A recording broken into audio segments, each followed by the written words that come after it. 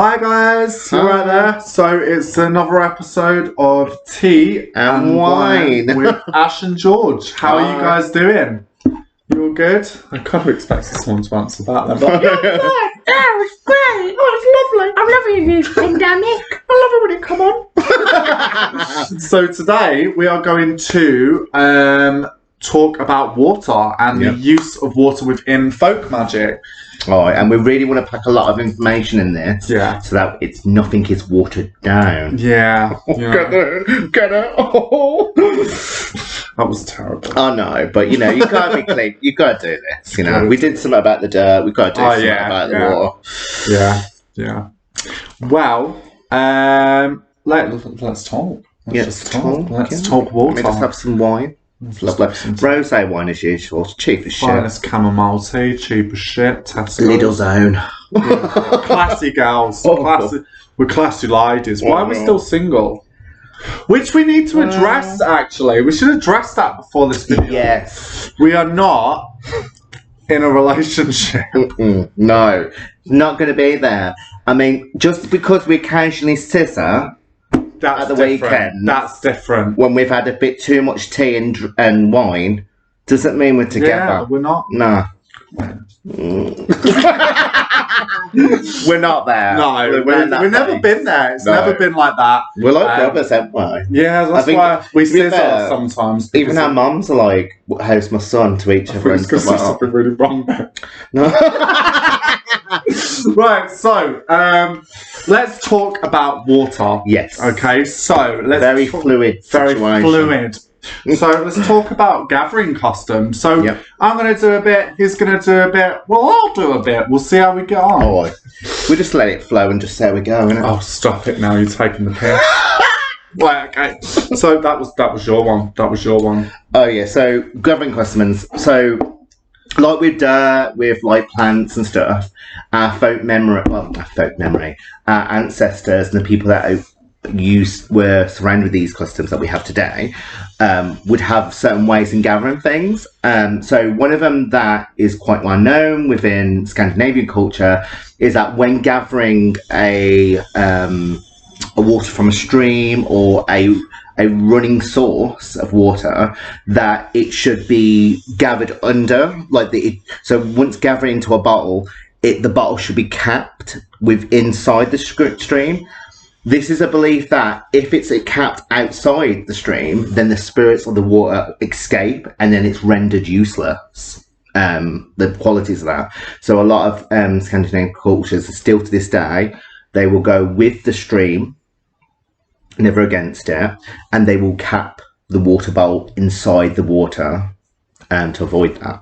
And there is also the gathering custom of going with the stream, right? So rather than going against the stream, you going with the stream. Now, the idea of that is that you capture the essence of the spirit of the river that you are working with. And the idea being that you're not going against the current, you're going with the natural current. Or going against the grain, isn't it? Yeah. So, however, sometimes you can go against the current. So you can go against the current to gather some water. So, for instance, if you want to stop things flowing for someone, if you want to stop things moving for someone, and you want someone to be dead in their tracks, you can go against the current with that. That's one of the ways that you can do that. That's it's quite an effective way to do that. So you don't always have to go with the current. A lot of the times there is gathering costumes. There is gathering costumes. Love a costume. Sugar not stir. But there is gathering customs of, most of the time going with the current. But actually, sometimes you can go against the current. And you could do that idea, like, the Nid Stang or the Nidin Stang, where you're irritating the spirits by going against the current. So if you wanted to cause a haunting or a curse, you could gather it against the current. You're irritating the spirits. You're sending them in a state of confusion, and then just throw that on someone's land. Brilliant. Oh, you bitch. Oh, I'm mean. Mean and great. Should have known, mama. So the other one, that's the one you was on about. So a lot of people have said in the past, like, because morning dew, especially on gathered on Beltane or May Day, it's had many qualities to do with preserving youth, health, fertility, beauty. I'll have to get 2 buckets for you, won't I, Gav? Oh. You'll need 10. But a lot of people are like, how do I gather morning dew? Like, or dew? A lot of things, what I do is, like the kitchen sponges that you get, not the core side, but the sponge side. Just dot them around your back garden, especially if you've got a long pieces of grass area, and that will just gather up all the dew. That's such a good idea. Oh, and even if it's not gathered much in the sponge, you can normally test it by just squeezing it a bit and seeing how much water is in it. Just drop a bit of water in the sponge. The dew water is still there, and then simply rinse it out into a bowl, and then transfer it into a bowl. Label it. Keep it always refrigerated, or if you want to freeze it, because water does stagnate even in a bowl. So I would do that. You end up getting like. Label it, because there's been times where I have had loads. Remember back in my flat? Oh my God. Years ago, I had loads of water. I didn't even know which one was what. Honestly, I was like, at this point, I don't know, darling. Just take your pick and just hope it works. See what happens. Like when you have loads of unnamed oils in a box, just put it all on a candle and see what happens. No, yeah, never do that. But anyway, label it. Label it. The other thing as well is gathering at wells and springs. So each well and spring, not each well and spring, but some wells, some sacred wells or holy wells may have particular gathering customs. Some of them might not. Some springs might have gathering customs, but also it's important to think out which particular well that you are going to. So for instance, if it's a well to do with eyesight and you're wanting somebody's struggling with eyesight or they're having eye problems, maybe they're undergoing a really important eye operation, something like that, you can utilize that water. You can leave a votive offering, providing, I'm saying this, I know if I didn't say it, it'd jump in, providing it's good to the environment. Biodegradable, yeah. That was on the tip of my tongue. Don't worry. I was going to slit his throat if he didn't say it. But yeah, like, don't leave crappy synthetic ribbons at wells. It's really crap. We've seen bra straps, haven't we? Condoms, bra everything. Straps. It's like someone's just like, oh, what can I use? Oh, a condom. I'm not going to use this tonight because it's Corona. It's really weird. But anyway, the point is, like, make sure that it is actually biodegradable and it's not harmful to the environment around it, and it doesn't impact the structure of that sacred well or holy well. It doesn't make sense to be like, oh, holy well, and just like fly tip on it. Do you know what I mean? Like, these holy wells have, they'll particularly be named after a saint. Yes. They'll have spirits attached to them through folklore. Most popular is like, you go around it 3 times clockwise and saying a certain thing. It's kind of like the Bloody Mary thing where, you look into a mirror and you say something. Well, there is as well. Wet Mary. Or that is just in the bedroom department, like Wet Mary. But there is actually as well, which is known as like sort of Wells Day. Or Wells Sunday, where the first Sunday in May is where you'd go to your local well. That's cool. So either celebrating it or gathering waters. So I also think as well, I always think that it's important to know what kind of well, sacred well or spring that you're gathering from. So for instance, Audley Edge, there was the Wizard's Well and there was the Wishing Well. So I would go to the Wishing Well and gather that water, leaving an offering of some sort to the spirits of that place. And gather the water and tell them why I was gathering the water. Say, this is why I'm gathering the water, because such and such is sick, they need healing.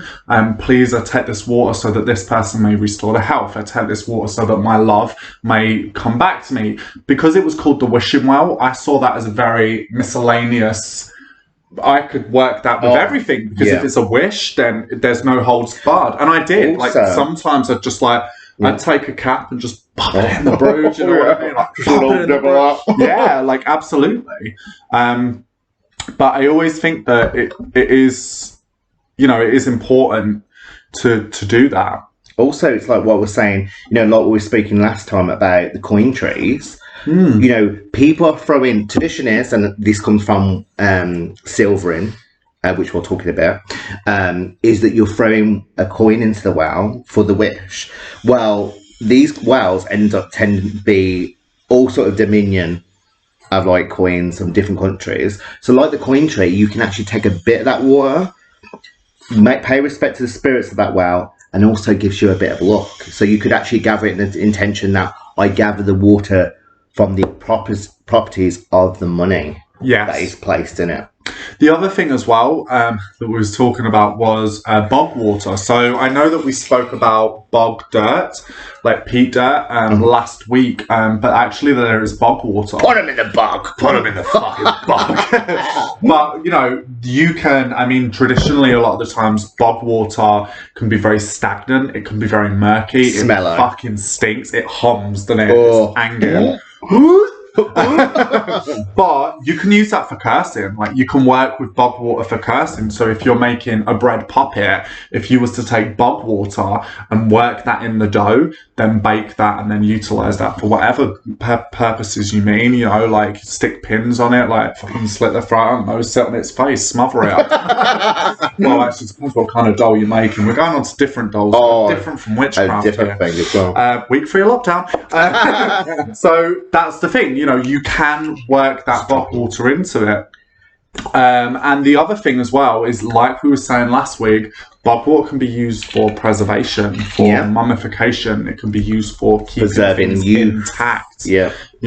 So there's also that thing you can do. I'm just going to talk about that one.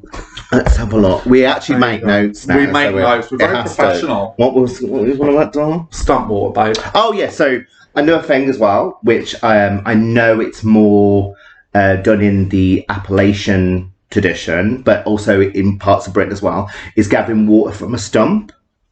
And this is used for in rites of healing, particularly if you have been believed to be, fairy shot or elf shot. And it comes back to that idea like mistletoe, because it has not contact with the land, and it's gathered in a stump. It's retained its magical value. And also you can have a look at what sort of stump it is. If you know your... Choose your stump. Choose your stump well. If you're really good at trees, like myself, then you can always look at the bark and the way it is and sort of know what tree it is. So if it's an oak, brilliant. It's an oak stump. But any stump, really. Just any stump. Any stump. Just do it. Stomp it out. Stomp it out. The other thing as well is rivers. So rivers can work really, really well. They're the veins with folk magic. Yeah, absolutely. And, rivers, there is a lot of different folklore. Right, I'll leave that for a moment because it kind of does tie into it. Oh. No, fuck it. If we're talking... No. Yeah, let's just roll with it. We can always look back on the notes. Yeah, it's fine.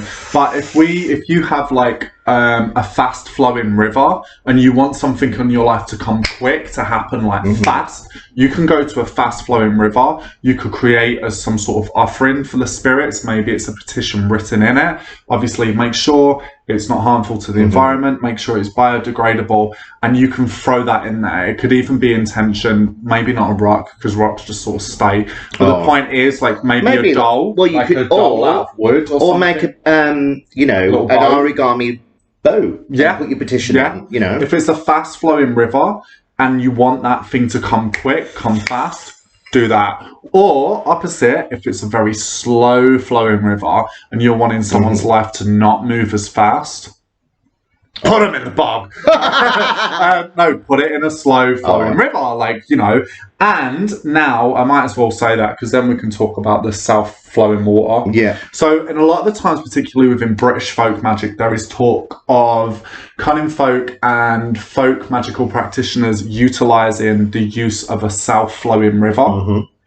Believing that it had the power to unbewitch. It had the powers to ward off evil or maleficia that had been cast by the by witchcraft, by negative witchcraft. So the idea of the self-flowing stream, there are accounts of people talking about throwing old witch bottles in self-flowing rivers. There's people talking about witches' ladders, where if they would find a witch's ladder, they would, a lot of the time, with the witch's ladder, it's kind of different, but it does involve, so there are some accounts that say you take it to a mass, you get a priest to bless it, and then, you get this, that, and the other, and then one of them is you take it to a self-flowing river and you chuck it so that when it's chucked, the powers of that self-flowing river will take away that.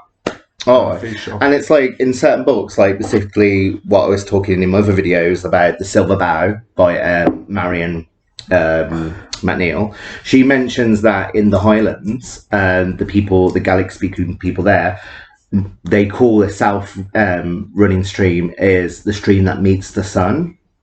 Now this could possibly because the sun rises in the east, sets in the west, and its midpoint is either south or north. So it meets the sun. It has that quality of a solar power to it as well. Yeah. So.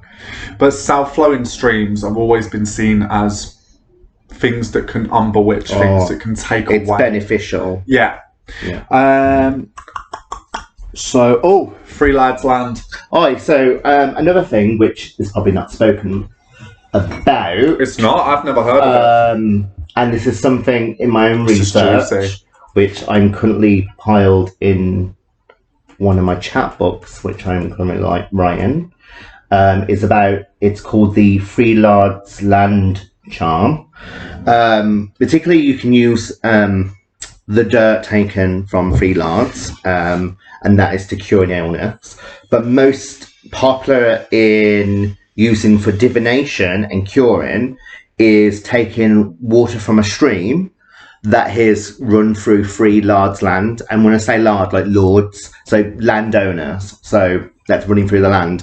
And it's used for where people would, an operation of divination, normally predicting if someone's going to die, where they would wash an item of clothing, and they do this in silence in that stream, and then observing how it dries or any patterns that it shapes when it dries to see what member of your family is going to die or whatever.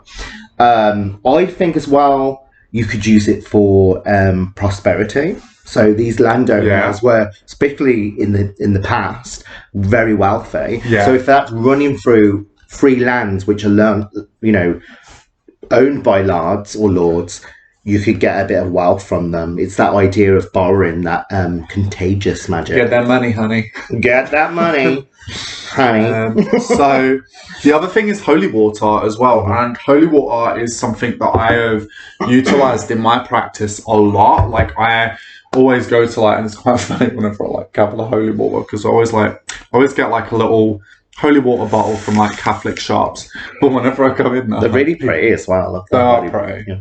But whenever I've gone in there and gathered it, people are praying, and then I put the water in the bottle and you're they're looking around and there was one guy like that, dead rude. You prick. Oh God, all these practitioners coming in. I know. Stealing our water, taking it away. But literally I go in and I gather that water, and I gather the water and I use the water from a Catholic church. It doesn't have to be Catholic. No. It can be holy water in a Protestant church, in any church, it doesn't matter. But I actually utilize holy water and in so many things. I use it if I am creating an effigy, if I'm creating an image of someone. Holy water is used to baptize people. It's used to baptize something. So you can say, I baptize thee, name, thou art, name, and bless that with holy water. You don't even need to just do that. If holy water is holy, you can use it for protection. You can add it. Sometimes I just add it in spells for a bit of boost. Add it into a tincture, Yeah, it gives that bit of zest. Yeah, share. But literally, for me, if it's something to do with protection, if it's something to do with even health, obviously, even things like money. Yeah. Even for me, I add that as something for power, and I use that as baptizing an image in what I want it to do. It doesn't even have to be an effigy. If it's a fetish or a charm that I've created for protection, I will baptize that. I will give life into it through the water. Yeah. And that's one of the things that I do. And you even had some water from the River Jordan. Yeah, like so you can get from like Catholic shops and even Botanicas the waters that's taken from the River Jordan, and that's used for blessing in Catholic rites. But also, it's brilliant if you know the sort of a lot of blood stopping charms involved. There's one, particular that in notes, like, Jesus Christ being baptized in the River Jordan, the river stood still, so with the blood. You could use that water, wet your hands, get it all done, and then do your charm. Yeah. Like if someone's having a nosebleed, quickly get that bottle, rinse your hands, apply pressure to that wound, and do that charm, and you can say it. To the womb, the wound, or the womb. And just like that, I'm pregnant. It's a miracle. Put it back in. Apply pressure. Get loads of water. We need hot towels and aisle free. So the other thing as well is that, where we got that water from as well, powerful hands. Oh, we love powerful hands, which I would recommend. Brixton. Yes, yeah, like it's mainly hoodoo. It is mainly hoodoo, but they do have some juicy stuff like water from the River Jordan, and they have really interesting books. They have Seals of Solomon. They're quite an independent company as well. Like most Botanicas are. Yeah. There's one in Birmingham and there's one in Brixton. Yeah. So and brilliant. Brixton Market. Oh, I love Brixton Market. Brixton. Oh, it's fantastic. Anyway, we probably should do. I feel like we could do a whole 30 minutes on Brixton Market. Yeah. Forspoken water. Yeah. So another thing about water, and this again being my forte, is particularly within Scottish culture and the Highlands, and mentioned in mostly like Shetland and Orkney, is Forspoken water, and this is water which has been immersed by a specific crystal deemed with magical quality. Often they are stones which you can use, like a red stone, a black stone, or a white stone, or a bluish stone, and then a certain charm is spoken over it. I have it here, but it's quite long. But if you type in Forspoken waters, you'll find it. So. Sounds juicy. The other thing as well for unbewitching is blacksmith's water. So the water that a blacksmith will quench whenever they're doing blacksmithery, and when like the sword's hot, the poker's hot, and it goes into the water like, and that can be sprinkled across a threshold in order to stop witchcraft, the evil eye being sent to you, in order to stop maleficia, because it's iron. Iron kills magic. There's that belief that iron has the ability to stop magic. It has the ability. It's anti-magic, isn't it? Essentially, counteraction. Counteraction, and that is one of the things that you can do. And it's like, I'll add one thing before going to that. As we know, blacksmithery is kind of like, it's almost a dying art, but it's been revived. If you haven't, then basically, if you've got like a log fire or anything like that, and you've got a poker, and you're poking away. God, sorry, lockdown's really good. If you're poking away, you could then do it yourself, and immerse it in water. So that's a really valid point. But the next thing we are on is silvered water. Yeah. So water that has been blessed via the use of silver, which is something really prominent within Scottish folk magic. And again, it's like what we said about that idea of throwing a coin into a holy well comes from areas of Highlands of Scotland and parts of Ireland, and it's that idea of being silvered. So before you are granted a wish, silver should be exchanged. So that's where we throw a coin into water, and then it's gathered. Eventually, that tradition then went on to people using instruments of silver, or silver and crystal pendants, which you see a lot within the Museum of Scotland in Edinburgh, where it's immersed into the water, and the water is silvered. So, in that idea, is like the water is blessed, it is hallowed, it is empowered. And then normally it's given to a patient to drink, or it's sprinkled over cattle. So silvered water, and a lot of people do that now. Like, I think a lot of people have adopted that into sort of British folk magic. And keeping it classy, piss. Piss! Fucking piss! A golden shower. Oh, Jesus. Make sure you drink a lot more water. So that is one of the things, urine, aqua vitae, the water of life, is utilised within folk magic, particularly British folk magic. It's folk magic. It's get your hands dirty stuff. It's get your hands dirty, get them a little bit pissy, see how you get on. No. But it's worked within witch bottles. The idea that some people would boil that witch bottle. We all know it. I don't even feel like I need to explain this because when it comes to British folk magic, like witch bottles, you boil it up and then the witch fills a pain within a bladder with the pins, and I've explained it. But you know what I mean? Like the idea that the target and the witch were utilised. God, they had a connection. By using that water, their water, you could do that. And not just that, there are records of people making, South Park's like, eat the urine cake. Like, people made piss cake.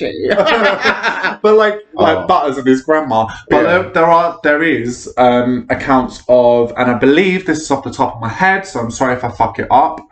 Double check it for me. But in Salem, a urine cake was made for unbewitching, and they would make the dog eat it so that it would be passed on to the dog. Again, the idea of transference contagion that we was on about. So that has been utilised, and not just that, it can be worked to mark a territory. A dog pisses on a place to mark the territory. Now, I'm not saying like walk down the street, see someone you like, think this is mine, cock up an old leg, and the rest is history. But it's there are ways that you can subtly do that. I've marked my territory many a time. I've come home leathered. It's really good if you are seeking a flat that you desire, or you've just took up residence in a flat. Just piss on it. Just piss on it. And I'm not saying you have to crouch down or lock your bits. Can you imagine on like flat fluid, you're like, I like this steady, I'm just gonna have a slash. Oh, I really like this. And I'm not saying you can, lock your privates out and do it there and then, but there's ways of discreet, like, maybe your first urine in the morning was seen as sacred, weren't it? Like your first spittle, fasting spittle or fasting urine was the most potent because it's been in your body longer. And you could put that into a container which you want to discard. Like a bottle, and just put it into the corners of a property outside the home or whatnot. And that could be used for taking residence to ownership of something. I mean, we're definitely going to run after 30 minutes because we've still got a lot of stuff here. At this point, we'll just go. Anyway, I have a story. So I'm happy to tell this now because I don't work with it anymore. But I actually had like a protection fetish. So I actually had like and it was a jar. As well as a piss fetish. Golden shower. Do you know what? Each their own. Each their own. I'm too vanilla. I'm gonna you do. It was one time, okay? I promise. I promise. It might be like gas mask. But the point is, I actually had this.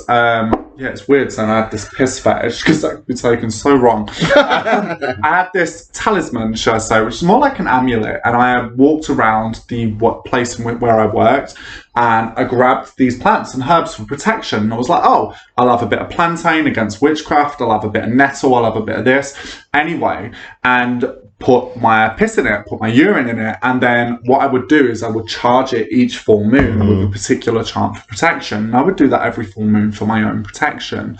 Moving to Scotland from Manchester, and it's weird because, obviously you sort out for you stuff. I obviously had a moment where I picked it up and was like, should I take this jar of piss with me to Scotland? And I was like, probably throw the jar of piss away. It did feel like an episode. Don't take that piss. It did feel He's taking the piss.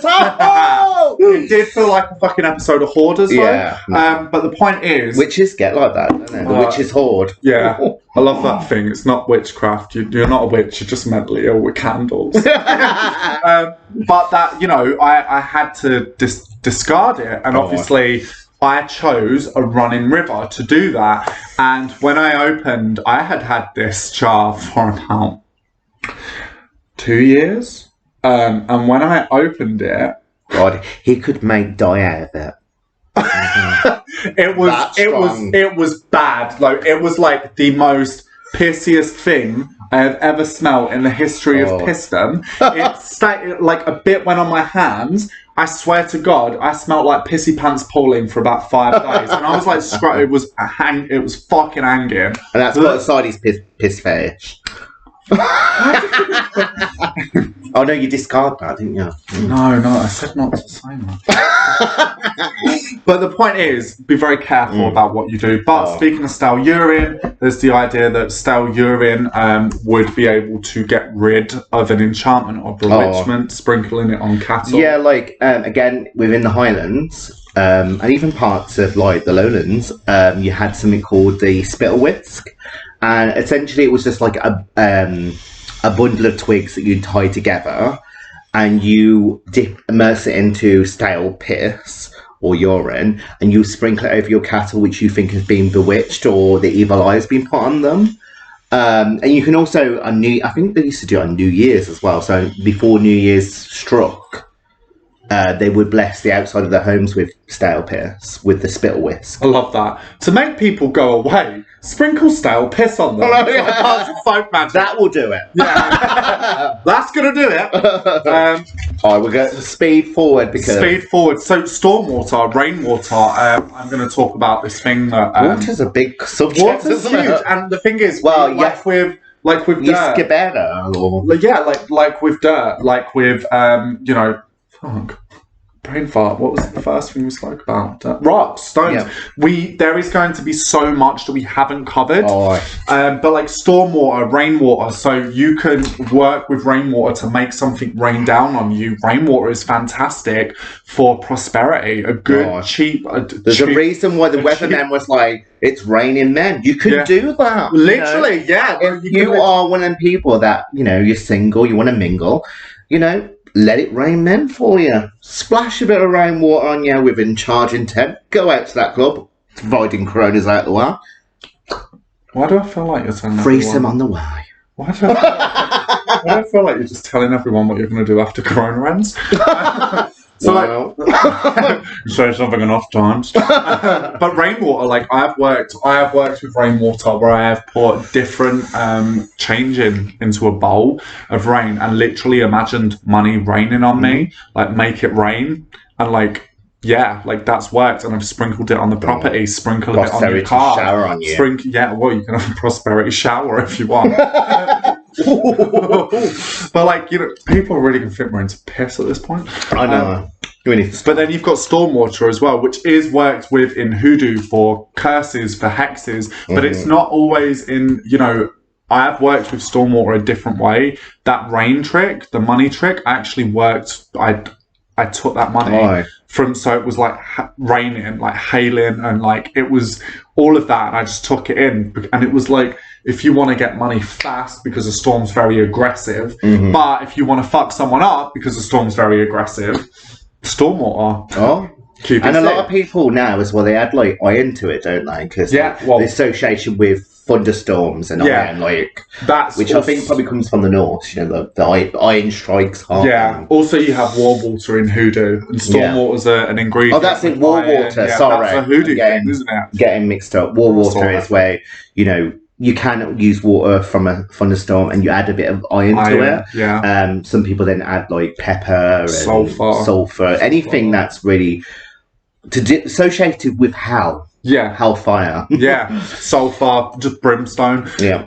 All that good stuff. Like you said, snow water. Yeah, so snow water was essentially in British folklore gathered for soothing fevers, burns, that sort of thing. Hail, water gathered from hailstones was used for chicken pox, spots, that sort of thing, because the whole association again. A lot of our ancestors are like, well, that looks like that, so I'm going to use that.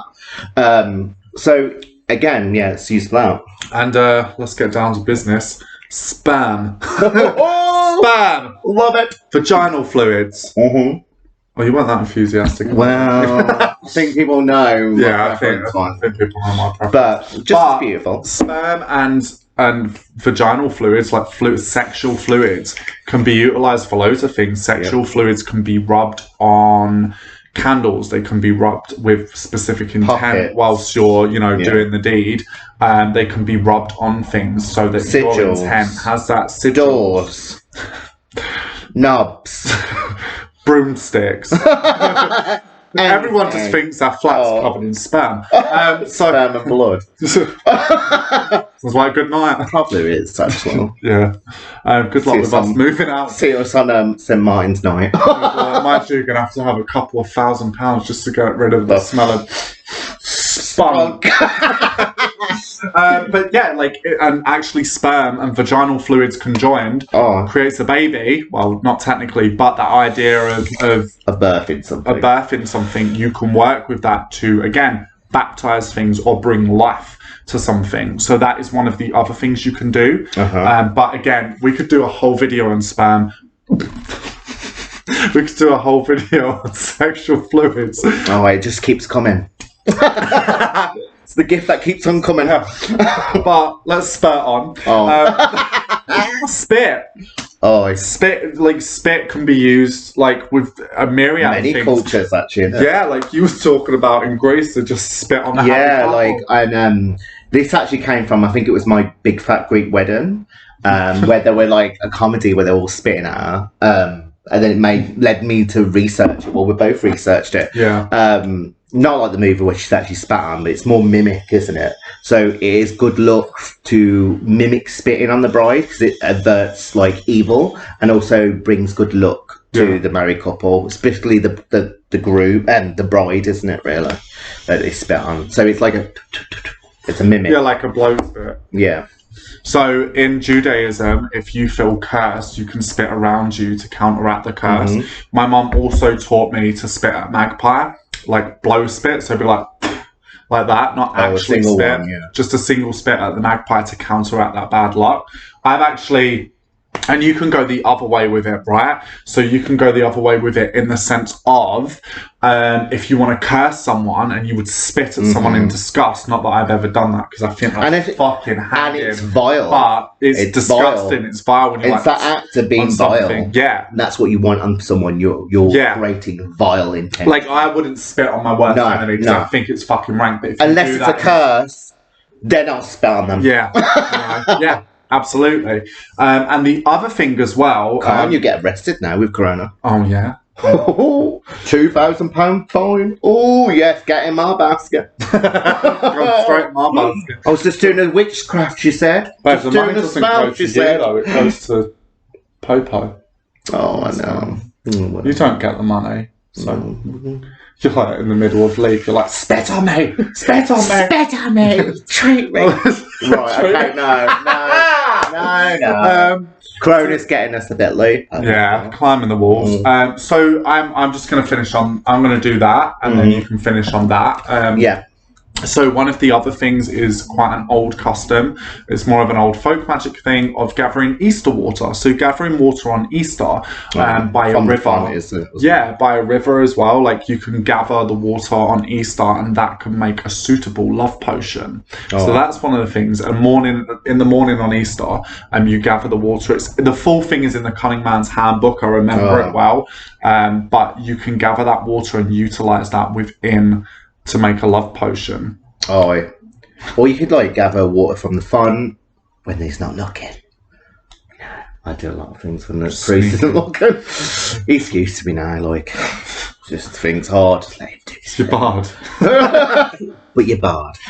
Or water taken from the church on Easter. And then the next one is, which is more connection to mythological and within modern day Gallic culture, and that's water gathered from the ninth wave. So this comes from, now you have to bear with me, like I said in one of my other videos on my own channel, memory, I'm good with the tales but not so much names, which is the whole point what I said. But so in the tales of the Tuatha De Danann, when they are getting essentially, I think it's from the Fur Blocks, they are trying to conquer Ireland over the Tuatha De Danann. The Tuatha De Danann tell their enemies that in order to commence with war, they must follow to their custom. And essentially they've been cunning this way. So they said, our custom is that before we commence with war, you must go travel amongst the seal again to the 9th wave and then travel back and war will commence. So they do that, but then when they go past the 9th wave and then they go to Broach Island again, they know that they're stuck and they're unable to have their ships come on that shore. So that ascends to the protection side of gathering water from the 9th wave. A lot of things as well, like when I first researched this, it always baffled me. I'm like, well, what is the 9th wave? Because the waves constantly. So to me, I was told through spirit, and a lot of people have done this, it is the first, you count from the first wave, you have gone on the ebb shore, the shore between where it ebbs and flows. Then count the first wave, the second wave onwards. And when the 9th wave comes in, gather in quick and thank the spirits. A lot of people within the Celtic Reconstructionists, they thank Manan MacLear, or Shoney in Ireland. But yeah, it's used for grand protection. Yeah, that's juicy. And that's it, I think. That's it, yeah. Like I said before, there is so many things we can talk about with water. There's so many things we can talk about each topic. I mean, we love water. I like a nice bath at the weekend with a glass of wine and a vein. Yeah, absolutely. Cleansing baths, that's really good. Yeah, I mean, we can get into magical baths. I mean, you know me, I fucking live in the bath. Sometimes it's like a mermaid. Like a fucking prone, like Splash. It's like Splash. I can hear him like, George, what's going on? You're like, no, not yet, until I've dried up. Yeah, it's just a tail. But yeah. His feet is webbed. Webbed feet. Never trust a man with webbed feet. Never trust a man with a webbed face. But there's so many things we can talk about, and I hope this video I hope you guys have enjoyed this once again. The bants. Fuck, what am I, like 21-year-old man? Oh, sure, bants. Hang the water. Hang it, love the banter. But yeah, so I hope that you guys found this video resourceful. Like, we both work with water a lot. Which is, air sign, fire sign, which is kind of ironic, but I think the reason why it's a large subject is because the water is itself seen as the water's alive. Like it's literally in Gaelic, it's Giscabrera, and you said as well, like there's several cultures that a lot of things to do with water's alive. Yeah, so. Water, literally, you can go weeks without food. You go like 2-3 days without water. Yeah. Like water is literally everything. And the ancestors essentially knew this. Yeah. Water is a very sacred thing. It has a life force. It flows through everything. It's fucking powerful. Which is why we apologise that it's been this long. We could actually talk more, but there's just so much on water that we can't cover. Yeah, it's true. So I hope you guys enjoyed this video. Over and out, and bless it to you.